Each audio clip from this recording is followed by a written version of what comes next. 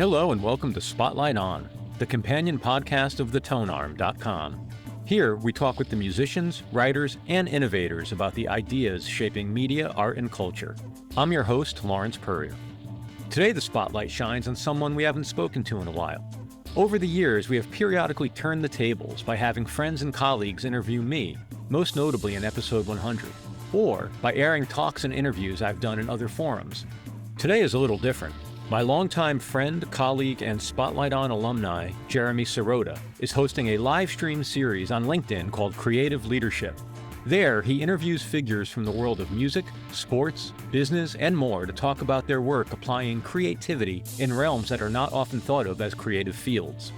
I like the idea, and I asked Jeremy to run his format on me. What follows is that talk. If you enjoy it, check out the show notes for links to past episodes with me and to Jeremy's page on LinkedIn where he is hosting his discussions.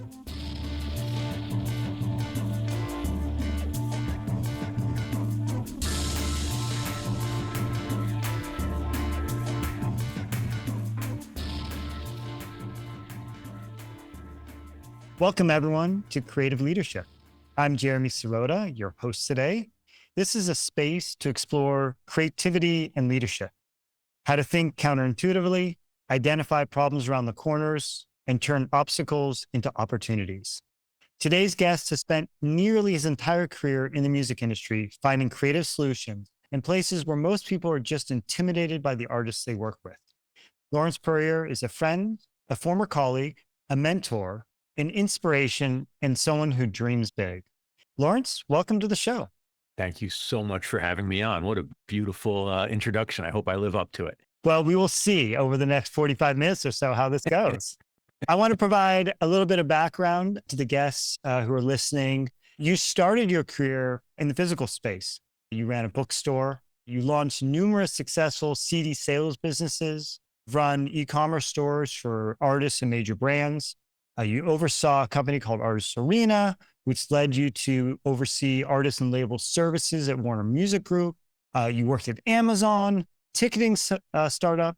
You host a podcast. You run a curatorial online magazine, and you've always worked directly with artists. Plus, you're a massive jazz fan. I am excited for this conversation. For everyone listening, Lawrence is going into this completely blind. You didn't receive the questions in advance. So what you're about to hear is all unscripted, unedited, and unfiltered. You ready for this, Lawrence? Yeah, I feel like it turnabout's fair play. After hosting the podcast and interviewing so many people, it's my turn in the hot seat. Great. Well, I will slow roll ourselves into this. We're not going to go right to the deep end. I want to start with something you said. You've talked about making a crucial decision in your life, where you pivoted from wanting to be an artist to being an enabler of creativity. When I look at your career, it seems to be filled with a lot of creativity. I want to understand, has there been an evolution in your thinking? Do you agree with that you are someone who is an artist? Or is there a different way that you look at your career? Or has it just changed and evolved? Yeah, I think I have a couple of answers to that question. And the first is, if you're a creative person or you're interested in creative fields, it's going to come out. I don't think you can really suppress it. So then it becomes, how am I going to channel it and manifest it? I think I've been on a little bit of a pendulum with creativity in my own life. When I learned early on, that I really wasn't good enough to make a living on the performing side of music, it bothered me for about 5 minutes. I realized early on that the things that make people successful in creative fields go beyond just talent and capability. There's a drive, there's a hustle, there's a single-mindedness, there's a devotion to craft. There are parts of it that I didn't really want to do because I had so many other interests. I couldn't imagine that level of dedication, quite honestly. And so, but what I did realize was I wanted to be around creative people, and helping creative people was always very interesting to me. So that extreme end of the pendulum meant I put my creativity aside and worked in business for a long time in lots of different ways. But pretty early in my career, maybe in the first quarter or so of my career, I came to view business as very creative. And that may make sense to listeners of a certain age who have the wisdom to look back over a career and they say, well, of course, there's creativity in all aspects of life. But I really saw them as different things and incredibly bifurcated. But once I realized that problem solving and understanding how to work with and motivate people, how to put together equitable deals, how to understand people's motivation, that all those things involved creativity and the problem solving part of business. I think it allowed me to start to live into a life of creativity again and ultimately get to a point later in my life in the last several years where I've become much more comfortable leaning into it, not only for others, but on my own behalf by putting some of my creativity out there under my own name and writing and making music and collaborating, not having the pressure of having to do any of it for a livelihood, which quite honestly makes it so much more enjoyable.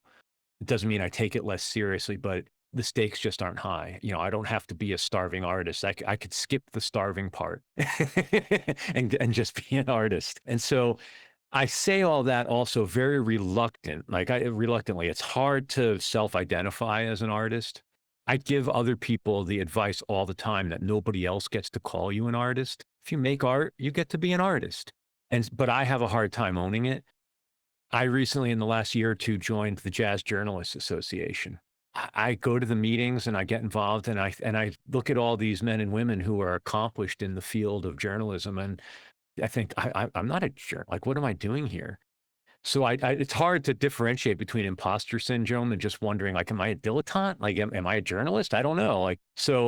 Anyway, those are all mantles that are hard to take up for myself, but I guess I'm doing the work. So I understand all of what you just said because I have a very similar background to you in the sense that my mom's an artist, my aunt's an artist. We had a lot of creative people within the family. Then I would sit down and I would draw a stick figure, and that was the closest I could get to drawing. And I had this binary view of the world. There were artists who had this like incredible paint, and I had a friend who could paint basically Mona Lisas with absolutely zero formal training. And that wasn't me. I have to really apply myself. yeah, And there's this weird tension where artists, especially in the music space, you see the people who are on stage, who are putting out albums or hit tracks. And there's not a lot of space for another word. There's this word creator, which is starting to feel a little dirty in this day and age. Anyone can be a creator, but anyone can create art. I love that you've just come to accept you're an artist, and there are different types of artists. yeah. And not all of us can be that superstar on stage with 100,000 people that they're just owning with their voice. That's okay, because there's these niches out there that we can live in to explore. And it's interesting because you did mention something that I find really fascinating about your career. And you're talking about how you've approached business, and there's a creativity there. And as I was going through your background, I was realizing every element of your career has been a different language. You've worked with legendary artists. You've worked within major corporations and within large tech companies, and then within emerging spaces. And all these require a different way of operating and acting and speaking. And I'm curious how you bridge these different cultures without losing your own point of view. It's really kind of incredible to me that you're asking that question, because I've been in kind of a reflective mood in the last few weeks. And one of the things I've been thinking about is this idea of integration. I'll explore that and explain it to you in a minute, but it's something that at a high level has been part of my life for a long time. So what I mean is, about a year ago, I had done that exercise with you where you asked me to talk about my superpower. And I thought my superpower had to do with like multidimensional thinking and problem solving. It's something I've always like taken pride in and thought I was good at and that I could help others with. But I think there's like a more core first principle even behind that, which is this idea of integration, that I can integrate information, experiences from all different parts of my life. And I really just want to be one person. I don't want to be that different at work than I am at home, or I like when my professional friends become personal friends, or when my different friend groups get to know each other. I really like that idea of one true self and trying to be integrated that way. Now, it's an aspiration and it's an ideal. It gets out of hand sometimes. Certainly in younger years, you can't be the boss at work and then go be the boss at home when you're married with children. Like that's not appropriate. But I'm sure there's other people in my family you could ask if I was that way. I don't know, but I would think maybe this idea of being integrated, taking my experience, as a fan, like I professionalized my fandom in a lot of ways, right? I've been an obsessive music fan since I was a little kid. You and I talked about this in the past, like spending a lot of time alone in your room or finding like a little cubby to hide. And I spent time with books, with records, with magazines to the extent that they existed, just taking in information. And what I've realized is that as my information sources have expanded, I've really been able to integrate all that into a point of view, into a way of communicating with artists. No, that's really interesting because I get to ask this question a lot from, up and coming generation. How do you achieve work-life balance? And the first response I give to them is, don't look for work-life balance, just look for balance. If you're setting up these binary worlds where things are in opposition to each other, there's a similar, another conversation we had with each other, the difference between the artists and the suits. You brought this up. You need both for the music industry. And to put them in opposition to each other is to misunderstand how the industry works. And I want to tease on that theme of integration because I have another quote from you. Oh, And no. use your words against you a lot here. Like a true lawyer. Recovering lawyer. Thank you very much. You stated that a project or technology has to be in service of creativity, designed to present it in the best possible way in alignment with the artist's vision. I love that sentiment. Me too. Let's also be honest with each other. I was thinking about this a lot, and it pulls in three directions. Artist integrity, which is what you're referring to here, commercial success, and operational efficiency. And they all can pull, sometimes they all roll in the same direction, and that's just beautiful. But a lot of times they're pulling different directions. When a star artist comes to you and has something that makes no business sense, or there's no simple way to deliver what they're looking for without just a bunch of manual tasks, how do you navigate those tensions? Because you want to deliver, I presume. Oh, yeah. Yeah. And I can even talk about times where an artist has presented an opportunity and have said, bring me ideas, and the ideas are too big. Like they become impractical from a financial or a technological point of view. So it definitely works both ways. In a lot of ways, it's, you talked about a false binary. One of the false binaries is to say that we have to treat the artist or talk to the artist differently than anybody else. Really, I think yes, but is always a good a good way to start a hard conversation. Um, I think if I were in the improvisation troupe, it would be yes and, but I think yes, but is really important.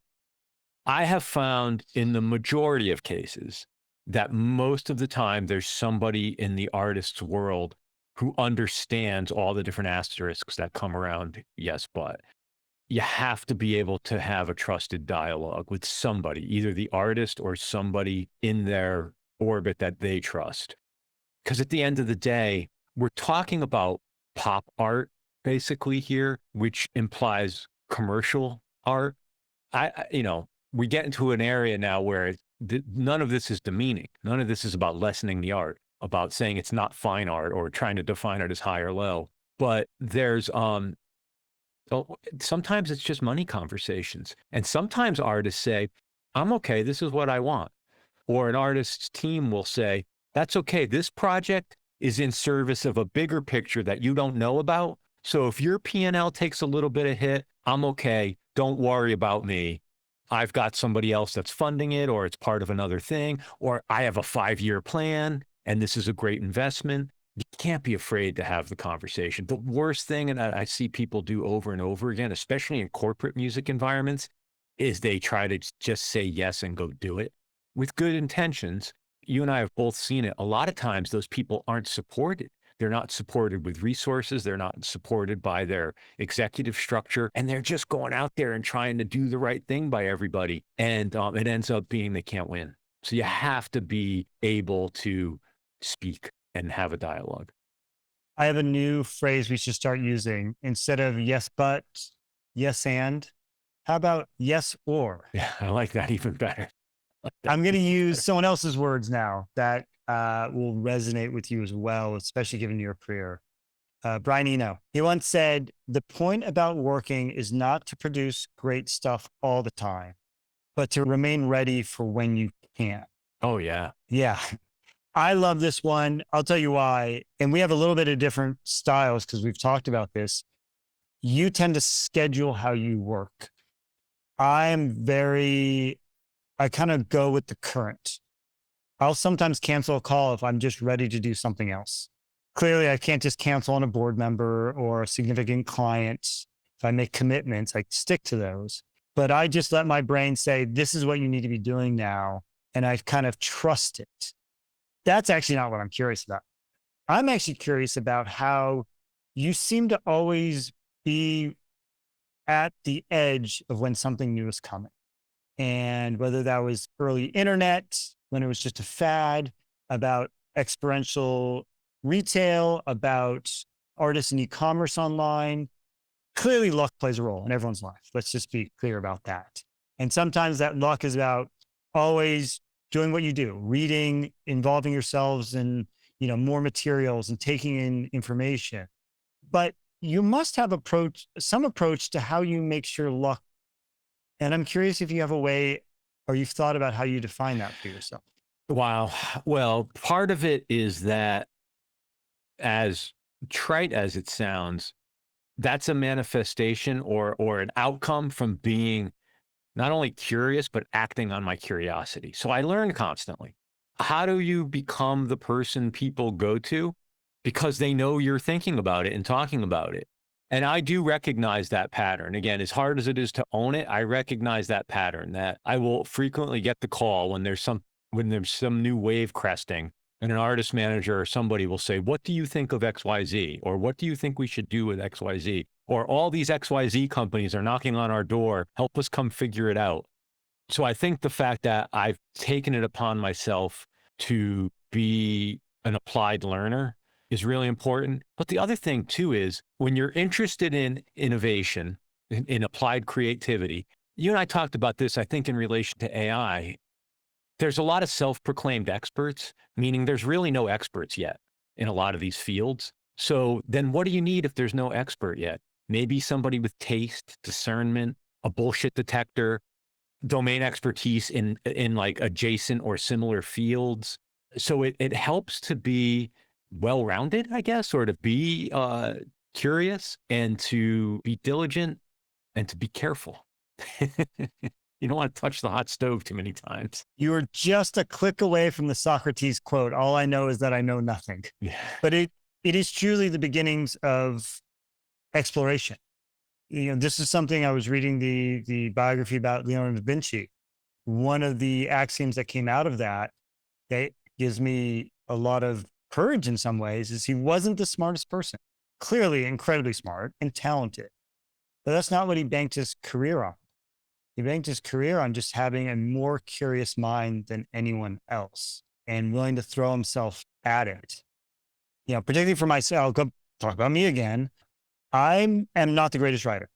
I read about people who can write an entire pulp book in one day at a typewriter without missing a beat and have a 150-page cohesive book. I have to edit ruthlessly, forever, feels like sometimes. But I throw myself at that. That sometimes gets missed, even with some of the most talented artists. And this is leading to a question, because if you listen to artists in the studio starting to put together songs, they're trying a million different approaches. It's not just they sit down and suddenly a hit song comes out of them. It happens, of course. Mm. I think of this as a creative framework. This is something that feels foolish at first, doesn't make any sense, but you start tugging at that thread and suddenly it becomes something. And I was curious about for yourself and all the endeavors you've done. Do you subscribe to that kind of philosophy, or are you more methodical about your approach to whether it's your own creativity and artistry or about how you approach business? It's a little bit context specific. So in other words, if I'm entrusted with somebody else's project and budget, I can't be quite as mystical as I might want to be on my own project.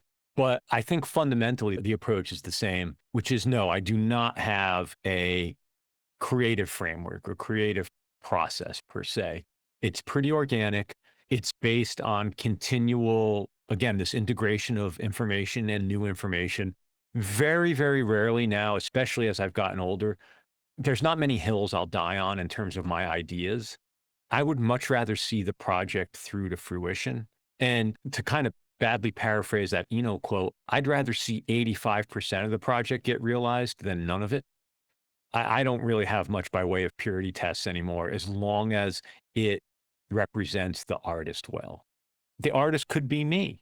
Represents well could just be my opinion. It could just be, this is the best I can do today, so I'm done. It's not the best work I can do. It's the best work I can do today. I'm going to do better work when I come back and do this next time. But if I wait until until I put out the best work I can ever do, I may have no work that ever gets out there, or it may be one thing at the end of my life. So you have to be a little bit, I don't know if fearless is the right word, because that's something that somebody else can call you, but you have to not be afraid to be embarrassed, even when, or especially when taking on a big project on somebody else's behalf. Like, there's projects that I get the phone call for, and I even have friends and colleagues say, why'd they call you? I'm like, that's a fair question. I think it's because, one, I'll be responsible. I'll be communicative. I'll do what I say I'm going to do. I'll give it a shot. I won't come up with 50 reasons not to do it. And I think that there's something in there, I forgot what it was you said earlier, but it triggered for me. There are these two contradictory impulses that I've been thinking about a lot lately. And one is, I like to say I don't believe anything. I don't believe in anything. Because I think as soon as you start to believe something, you dismiss everything else. You start to shut yourself off from possibility. So I try to be really careful, even in my semantics around, like, maybe, could you levitate right now? Maybe, but I don't know. But I also have this competing impulse, which is, I'll believe everything. I believe everything. I don't know. Or, could you levitate right now? Maybe. So I don't believe it, but I believe it's possible. And I like that realm it's so important to me. It's so, if I lost that, I would feel old. There's a lot that resonates with me there as well. There's two ways people approach projects, and you nailed one of them. Like, let's get 85% of the way there and call it a success. The second is, let's get 85% of the way there. And similar to a lot of the great painters, let's just do a paint stroke every day afterwards. We don't have to call this finished. Now, of course, there are some, you have to put an album out, but even when an album is put out, a lot of times the artist goes back and re-records or makes changes and edits it. This is where you have this idea of this living, breathing art that can continue to evolve. And I'm a big fan of that. I'm also a big fan of, sometimes you want to get 85% of the way there. Sometimes you want to get 100% of the way there. Sometimes you want to get 110%. You have to think in each one of those, like, what is going to achieve the most for you with the time and the resources and the impact you're trying to have, which leads me to a question. This is something that I struggle with as a leader of an organization. You have people who have jobs, right? They have tasks they need to do. At the same time, you want to continually push them to think about their work differently, because you need them. The world keeps changing on us. The way we operate has to continue. So the very simple example is an exercise. Let's sit down and reimagine how a bicycle works. You're not actually trying to create a better bicycle. You're trying to activate the brain in different ways to get out of these set ways of thinking. Crazy amounts of benefits in these lateral thinking exercises. The challenge with it is that people have jobs and they have to get them done, and people are busier than ever. And I'm just curious, how have you reconciled those? Because you at 10,000 feet know how valuable it is for the team below you to engage in exercises and different way of thinking and these strategic sessions against, we got to get things done. Has there been a path that you found? Because I've always struggled how to integrate those. Yeah, that's really interesting. As you were asking it, I had all these mental flashes of times over the years where, and I think you've probably even witnessed this, and maybe even we've done it together, but I think there's a couple of ways to answer that. One is you have to be a facilitator of those moments.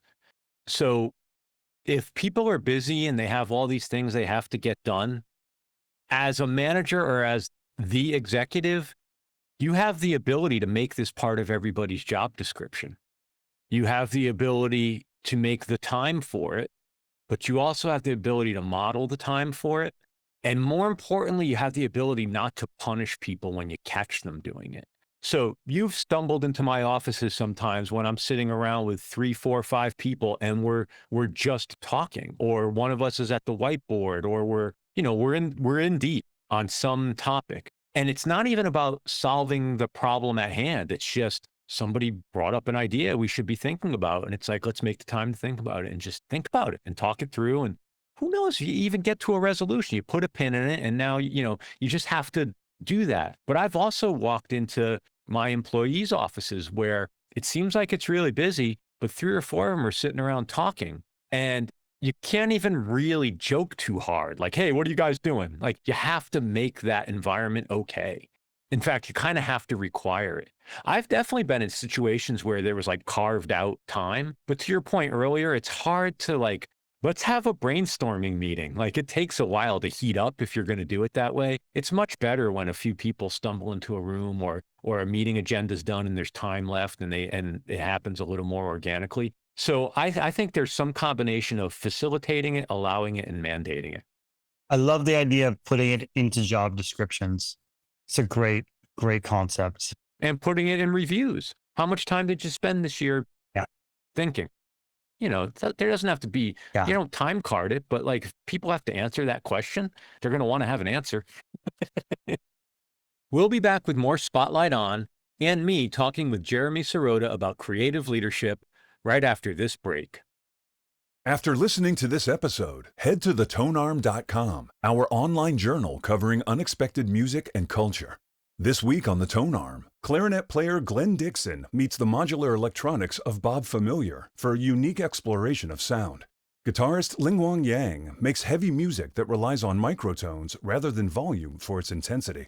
Contributor Anthony David Vernon makes the case for hip-hop as an effective tool against fascism. And James Holden and Waclaw Zimpel discuss the trance states they hope listeners will experience through their new album, The Universe Will Take Care of You. You'll find all this and more on the Tonearm. And while you're there, be sure to subscribe to our email newsletter. That's thetonearm.com. The Tonearm, putting a needle on the cultural wax. And now, back to Spotlight On. Someone said to me once, and I scoffed at it first, which was when they were younger, their dad had a rule, which is you can come to me with any problem you have. All you have to have is a solution to it as well. And it could be a solution you just came up with 5 seconds before you shot the question at me or the challenge at me. Right? And it was about inspiring a way of thinking. At first, when he said it, I was like, oh, of course, this is so obvious. And then the next day I woke up and I said, yeah, these like sometimes reminding people the most obvious facets of life are the most important because they get forgotten so easily. This idea of we just got to get to it. We got to do this. Yeah, you do. There's a long checklist. We all have so many tasks in front of us. But if you weave it in, that idea of the facilitator, yeah, it's really good. Let me take you in a different direction here then, because this hits right on that theme of too much information. I was reading a book over the last week by a gentleman named Edward de Bono. He's the one who invented the concept of lateral thinking, or that phrase at least. And he had just this very simple observation that was so obvious. Is like, why don't I think about this more?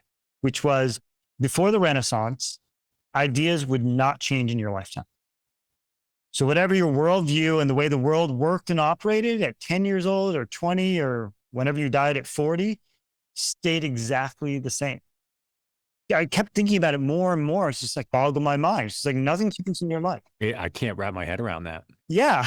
And I keep thinking about it a lot. And now I think about how ideas fly at us so fast that we almost don't even have time to process them before we're on to the next. You've talked obviously a lot about you have a lot of inputs. I do too. How do you take all those inputs and try to either synthesize them or cut through the noise and find the signal? Do you have a process around that? Yes, it might be easier in the specific as opposed to the abstract to answer, but generally speaking, I'm a big fan of principles. And so those are some things that of course evolve, but they don't change as much. I would argue, and I'm not trained as a philosopher, but I would argue that principles change even more slowly than ethics. I could apply principles today to my work and to my decision making and to the onslaught of information that I applied 25, 30 years ago. It's a principle to me that I am going to try to execute a project in a manner that's consistent with the artistic vision. That's never really changed. Yeah. You know?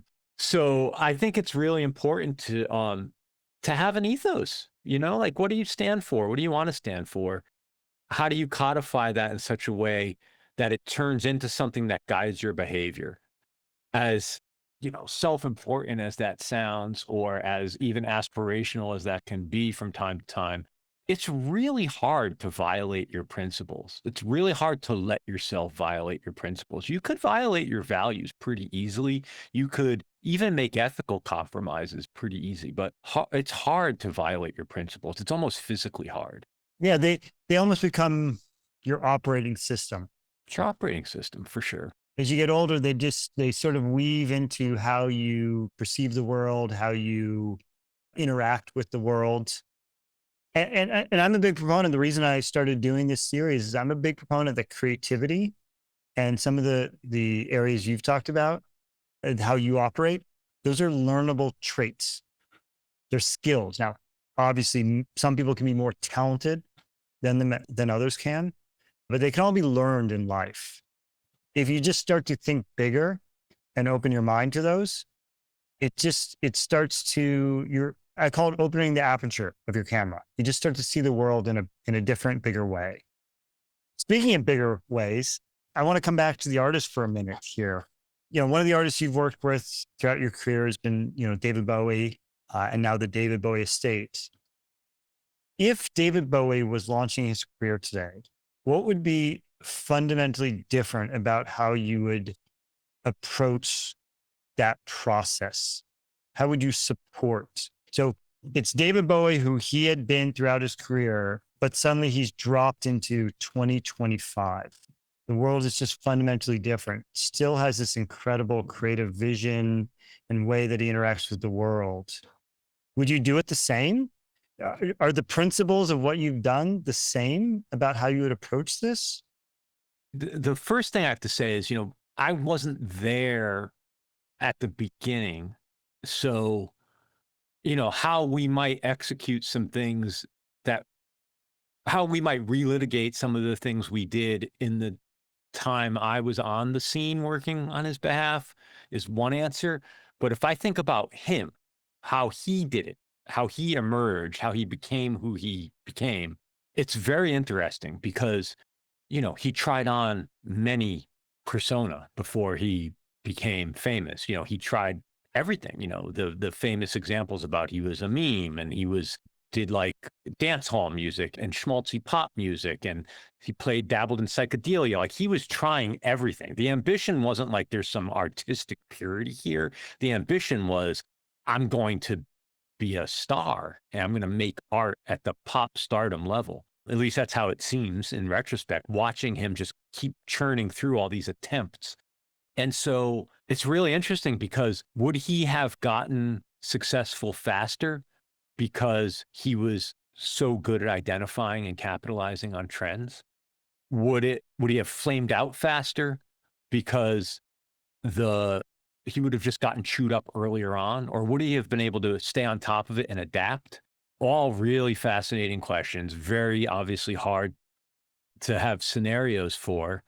But I think the way he did it, despite all the struggle he had getting to where he got, really served him well, but it also served his legacy well because there's this whole mythology now about where he came from and how he did it. And it's so fascinating to look back on. And maybe even some of it's like personally embarrassing to him. I don't know. I can't say. What we do know is that, in the late 90s, early 2000s, he recorded an album and started playing live in concert a bunch of the songs he wrote early in his career, even ones that never came out.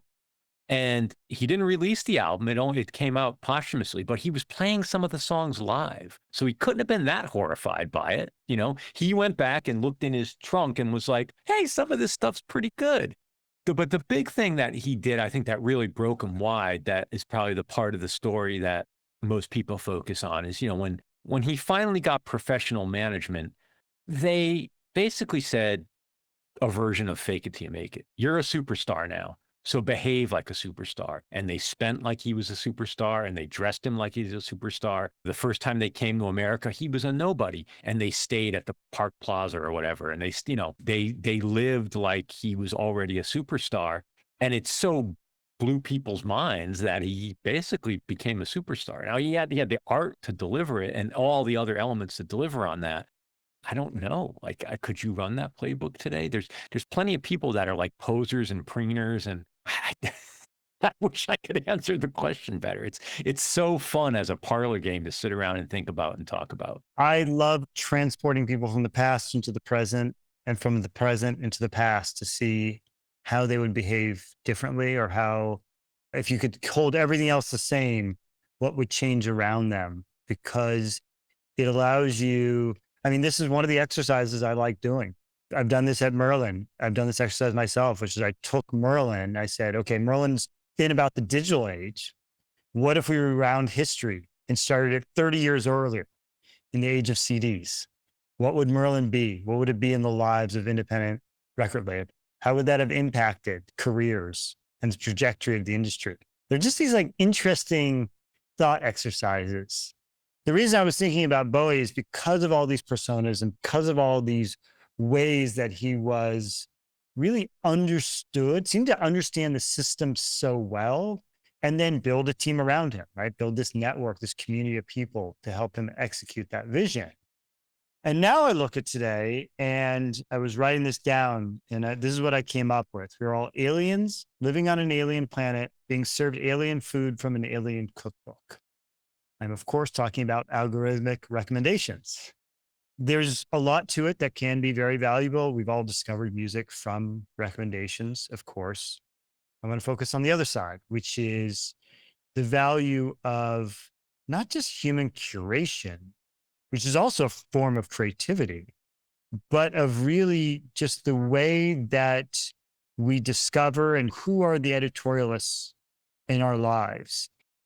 Like yourself, and I'm a technophile. I love technology. I find it super fascinating. But I wonder whether we're being marched into an era where machines that we don't understand are defining our output. And for someone like yourself, who's always been very curatorial, someone like myself who represents labels who think in those ways as well, is there still a business case for this? Is this, some of these genres in music particularly have always been niches. They've not broken through. We're not now talking about pop music. They've always had smaller audiences. Are we building back towards that? Is there going to be a boomerang? Like, look around the corner for me. This is what you've done your whole career. What's around the corner? Yeah, I mean, the first part of your question, or what you were saying, is to me the harder part to wrestle with, which is you didn't quite say it this way, but the way I heard it was like the societal implications of unleashing this technology at scale. What perplexes me the most or troubles me the most is like, didn't we just go through this with phones and social media? Like, we know what happens when we deploy technology before we've even, never mind metabolized what the implications could be, but even like stop to think about what the implications could be. Like, we don't have to solve it all, but we should at least say, hey, some of us are going to think about it, and we're going to meet once in a while and talk about it and decide if this is a good idea.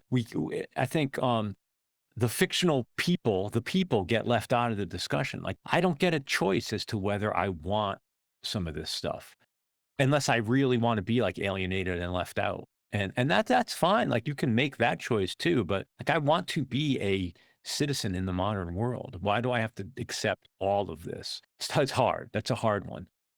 The curatorial role is really interesting because I'm a hypocrite about it. I don't really like other people's reviews and recommendations. Almost the only people I want to hear from are my close friends or people whose opinions I respect that I know personally. There's no critic that I say, oh, if they write about this album, I'm picking it up. There's no publication where I say, if it's in that publication, I know it must be good. I just don't care.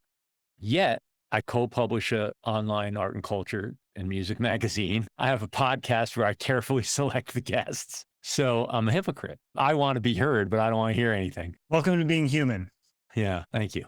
Makes me feel less bad.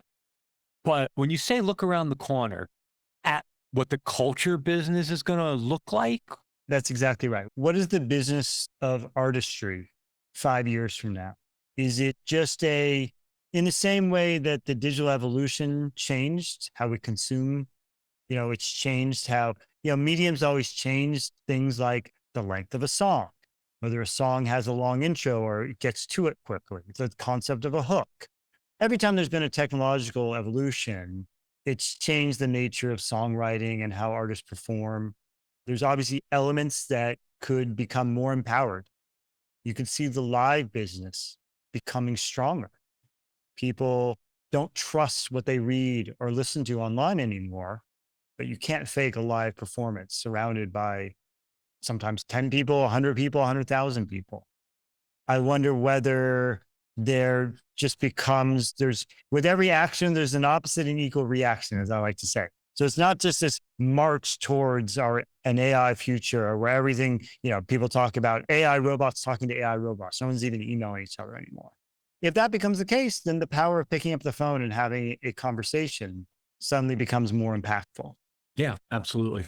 So to try to answer your question, one other anecdote I would share before I do is I've witnessed that in my own life in my retreat from most social media, which is now I'm more connected with the people I really care about. I might be on a group text thread with 3 or 4 people that I'm sharing pictures from, being on vacation with, or a funny meme, and I don't have to worry about a comment thread or what I appear like. I'm not curating my my personal appearance constantly.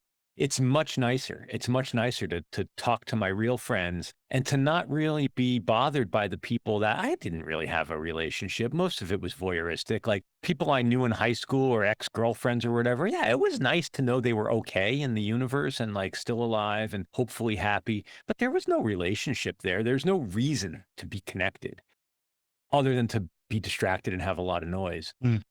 Yeah, it's funny. You talked about niche genres, and that's a topic I find really interesting because I, as a fan and as a curator, focus a lot on those genres. I don't think any of those genres need to become mainstream in terms of like having mainstream media outlets, access to the stages and stadiums. A lot of this art doesn't scale that way, and it doesn't work that way anyway. And the artists don't aspire to it that way. But what our current era does allow, it's so much nicer now the way tribes can connect. Yes, there's something lost in like being that one kid in your town who was like getting the zine in the mail and you're the only one that knew about this band, and there was somebody on the other side of the mailbox who knew about them, and that's a very special feeling. But it's also really nice to know like every day you could go on Reddit and like find 35 people talking about that thing and then get more of it. And really, when you're communicating with people about the art and artists you like, what you're really talking about is your worldview and what you want the world to be and what you want your life to be. And the fact that it's easier to connect with people in that way, I'm still bullish on that to an extent. And so the culture business, I would like to see the culture business lean into that more. And by that, I mean, how do you make the economics of your business survive off of that? How do you thrive in that environment? I talk to a lot of artists and as part of the publishing side of what I do. a lot of them in niche genres are leaving mainstream streaming. Like a lot of them. It's not just like one or two people I talk to. They see it doesn't serve them. It's not only just about the economics. It's like, this just isn't a place I feel good about being. Like, there's people that own platforms that are doing things with the money they make off me that I don't agree with. Like, I can't be here anymore. What's going to happen then? Like, this isn't all going to go away. There's going to, something really interesting is going to happen. There's going to be, it's, we've talked a lot about, like, is there something after streaming? I don't know. It's necessarily there's a format per se after streaming, but there might be some other thing that streaming comes wrapped, some other user experience that feels better for the stakeholders, that feels good for artists, that feels good for fans, and that doesn't solve all the problems, doesn't become the way you make money and the way you communicate with your fans and the way you super monetize your fans. But it just may be these environments where people feel a little more humanity, and then people will figure out how to make that interesting. Couple of things that strike me is, one, it's music industry's always been a hard industry and it's never talked about enough. The challenges, the struggles. And this is someone who's not even an artist in the industry. I just having being the suit and watching it.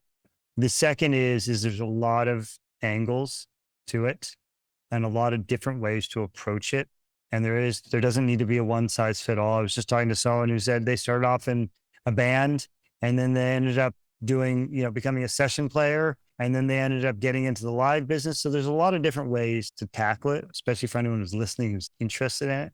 And something you said really resonated with me. Yeah, I love that term tribes. It's relegated to the dustbins of history, but it's a great way of really honing in on it, because kind of community sounds so ephemeral.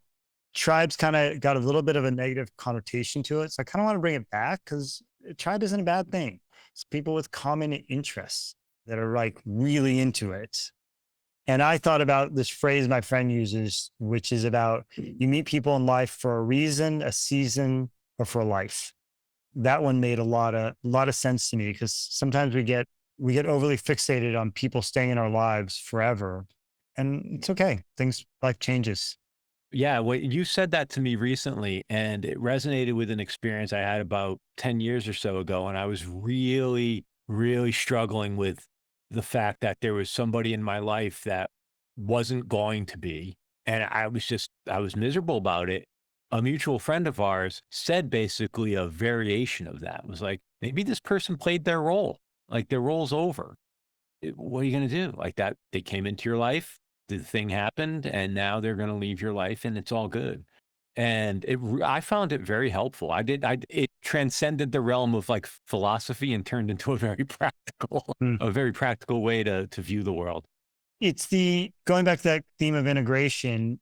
These feelings don't have to be in opposition to each other. Not to turn this into a therapy talk, but you can have both loss and acceptance at the same time.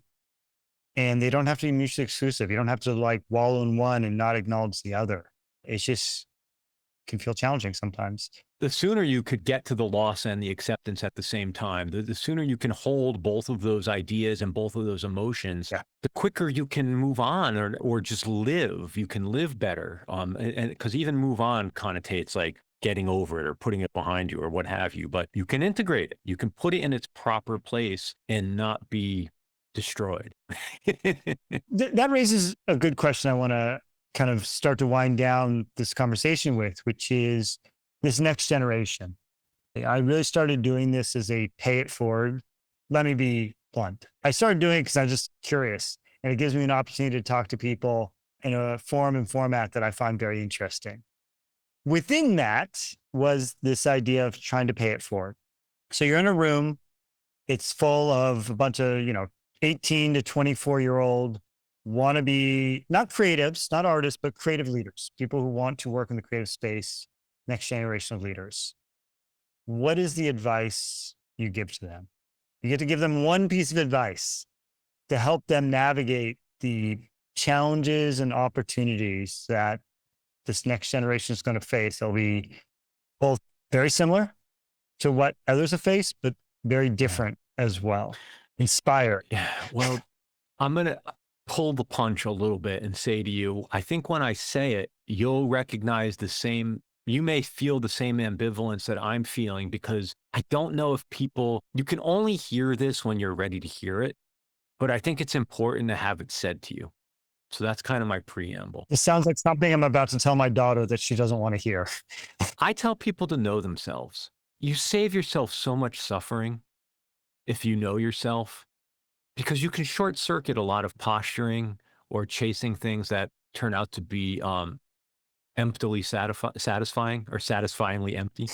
It will help you. It's a great framing device for decision making, right? Like if you imagine being so lucky that you have 2 great job offers, how do you choose? There's the money, there's the location, there's your perceived lifestyle benefits. What if you know you don't like working in an office 5 days a week, but the better looking job requires that? You're going to go do it and you might be miserable. Or you might say, you can at least have the negotiation with yourself. If you don't know, if you haven't done any self-examination and you haven't committed to a plan or a routine of self-examination, you learn things that would have been really valuable to know too late in life. Not too late in life, later in life, and you don't get the full benefit from them. And so it's something that someone may have said to me and I didn't hear it. I don't know if anyone said it to me. I wish someone did, and I wish I had heard it. And it's what I would wish for pretty much everybody at an early age. I like that a lot. Self-awareness is incredibly powerful tool for our lives. The one piece I would put it onto that, and this very in line with what you were saying about Bowie, is it's also an unfolding. It's not this static moment where, aha, I know myself. Absolutely. And it evolves and changes. So that's why I say it becomes more of a tool and a mechanism around as you get older. It continues to unfold and change. And especially as you look backward, I'm turning 50 in a couple of years. The way I view my 20s is a lot different than my 30s viewing my 20s. Mm-hmm. And so your awareness of yourself, there's some particle physicist who said something smart about you can't see the location and the speed. It's quantum reality. Yeah. Quantum reality. Thank you. On the spot there with that one. That is a very good setup. How I like to end each show. This is one of my favorite exercises. Is the only question I prep guests for because it can be a little bit challenging to do it on the fly. Yeah. Describe yourself in 6 words. Many strong opinions, all lightly held. Oh my gosh. I don't know why that's so you, but I just hear it. And if I had to pick it out of the hat when 100 people in the room, I would instantly say that was Lawrence. Yeah. And it goes back to the cosmic maybe. It's important to have a point of view, and it's important to have a perspective. It's important to contribute the fullness of what you can bring to a situation, but it's important to be open and to know what hills to die on and to know when to change your mind. You talked about the self-awareness part of self-knowledge. And I think a big piece of that also is you have to change the narrative of who you are over time and what you're capable of over time. Before I worked at Warner, my narrative was I could never work in a big company. Ultrastar, after it was acquired by Live Nation, I left because I was like, I can't work here. There's no place for me here. I don't know how to do this. And when I got to Warner, I actually realized I'm actually kind of good at this. I know how to do it. I can thrive here, and I can help other people be successful here. I could do good work here. That was a big mind shift change. I could have stayed in that narrative. I watched people stay in that narrative. You mentioned Artist Arena merging into Warner. Warner bought that company. They were staunchly independent. They served independent artists. And a lot of the people that worked there, their self-identity was, I can't work in a big company. And so they left, and they didn't get to see all the fun things we got to build and do.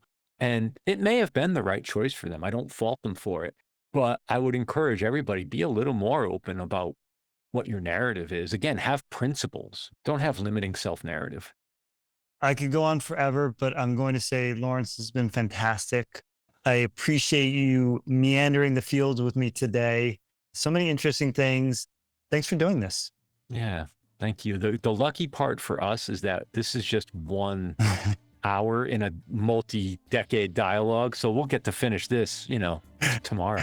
Oh, I'm going to be picking up the phone in a couple of hours. No, but thank you. Thank you for making me part of this. Thanks to everyone for listening, and I look forward to seeing the next creative leaders of the future.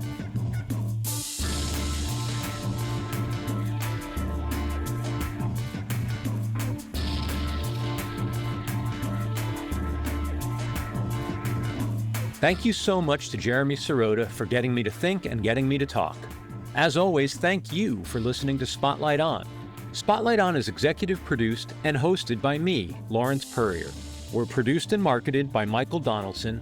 Editing and sound design is by Terry Grant. Our theme music is by Q-Burn's Abstract Message. Thank you so much for supporting our work. Please rate and review us wherever you listen to podcasts, and then visit us online at spotlightonpodcast.com to explore the free episode archive. For even more interviews and writings from me and a diverse array of contributors, check out thetonearm.com. Thanks for listening, be safe, and stay in touch.